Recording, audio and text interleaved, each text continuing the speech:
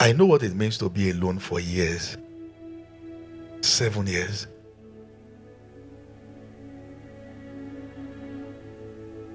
I want to share a bit of my story. To finish campus, we all had plans. Things we could do. All right, had plans. I already started high in London University of Tropical Medicine for masters.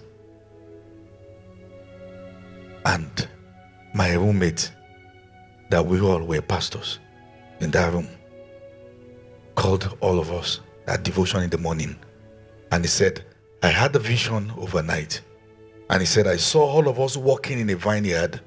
And when it was time and everyone were submitting their cutlasses, he said, you and I came to submit ours last. And the owner of the vineyard said, we still have 2 more years to work. So we separated ourselves, 3 days dry fasting, sought the face of God, and God said, stay with me in this land for another 2 years in fasting and prayer daily. So I began that 2 years. All right, because at some point we got to ask ourselves, how are we going to survive? We have men this. You know what that means? It means all our colleagues have gone for service and they were uploading pictures. And after service, because I was the pastor, campus pastor, all right, the people you prayed for on campus, even your juniors have gone. And they are coming back to that same environment and they are meeting you there. And sometimes when you go for their meetings and they preach, they are stylishly telling others how not to be like you. Because when you say except a grain of first fall down to the ground and die, you go, do you know what that means? No, you don't know reproach until you know death. Go and check. Go to the mortuary. See how they treat dead bodies. You will wonder, there was a time this person was alive. Oh. They will put the person there on the slab. This is watch this. The nakedness is open. When there's death, there's shame. And it is part of the growth process. Tell me you are strong if you have not faced death. Do you know what it means to die? Not fainting. At a point where there is no form of comeliness. Where people can almost write and put full stop. How are the mighty falling? But that's when God is just inventing a story. And I remember in the midst of that situation, many times I will wake up in the morning and this one is saying, we have gone for lectures, we have gone to work, and I will be in the room and I will hold the window of the room and shake it. Lose me now, let me go. I'm not a lazy man. An instruction is binding you. You heard it. You can't see the one who said it, and you know you can't jump out because you have signed a deal. And sometimes you go for, and are you following what I'm saying here? What was I doing? 2 years straight up. Fasting and praying 6 to 6, 6 to 6, 6 to 6. All right. What was I doing? One time I tried to teach, God said, resign, stay with me in the place of prayer. I will carry my Bible and dress with a briefcase like I'm going to work. Dress, tucking my shirt with tie. Are you following what I'm saying there? Tucking with tie. Carry my briefcase. What is inside? Bible, book, and Kenneth Hagin book or some other books I read. I will go and sit down. They already gave me a prayer room in the orphanage home. I will sit down there, study the Bible from this. By the time I'm done studying at night, when they are trying to done studying and praying, when they are now cooking for the orphans and the children, they will send one of them, go and give pastor his food. That is the daily bread. We go again the following day.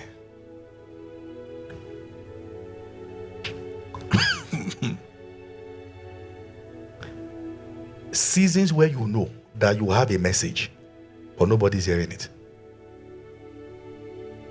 If you talk to people in your circle, small people, everywhere is charged. But it looks like there is, God insisted, the voice will not go beyond this. Because listen, God is not ready to export a voice of a man he has not matured. Are you following what I'm saying here? This thing, we want to jump out of obscurity. You better be careful.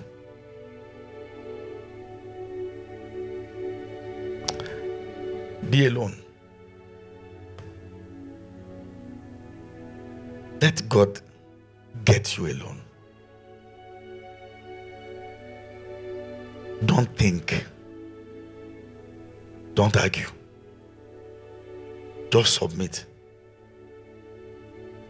It's difficult for many people. Okay, I give up now. What do you want? When will you be done? That's the question. When will you be tired? When will you discover that the race is not to the swift and this battle is not to the strong? When? Do you understand? The moment one relationship ends, before it ends, you already have somebody else in your mind as a replacement, and you don't waste time.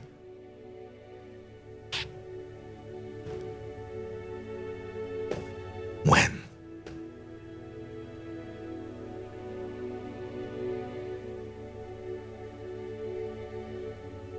And he rose up that night, and took 2 of his wives and 2 of his women servants and his 11 sons, and passed over the ford Jabbok. And he took them and sent them over the brook, and sent over all that he had. And Jacob was left alone. Jacob was left alone.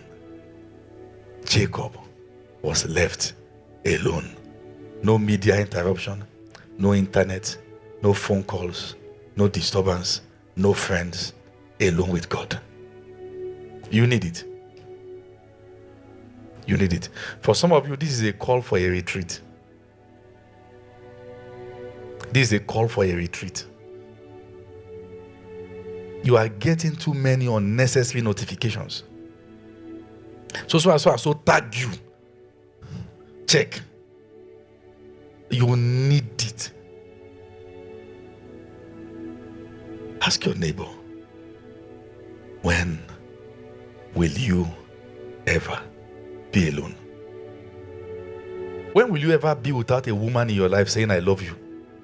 No relationship and nobody in view.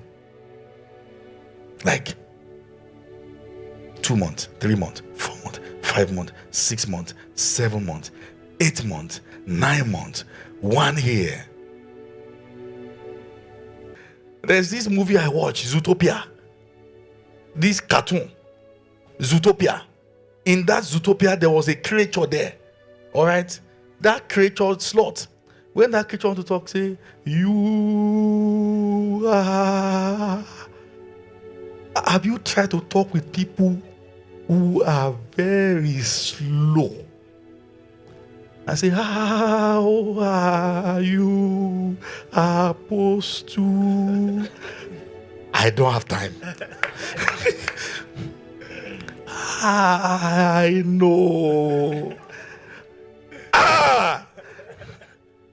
Why are you shouting? This is not stammering. This is being slow and meticulous. So the Bible now says, this is patience. Now say, allow patience to walk. And this is not just walk. Let her have a perfect walk. If patience will walk, you will cry. But patience now need to do it meticulously. That is, when it's done, now say, remaining the finishing touches. Meaning that if we cannot follow you if you have not true faith and patience. That is, the real faith walk, there must be a testimony of a time you waited. Let me tell you something.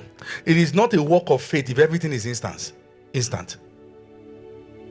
How do we know Abraham was a man of faith? He waited. The moment you cannot wait, it is not faith.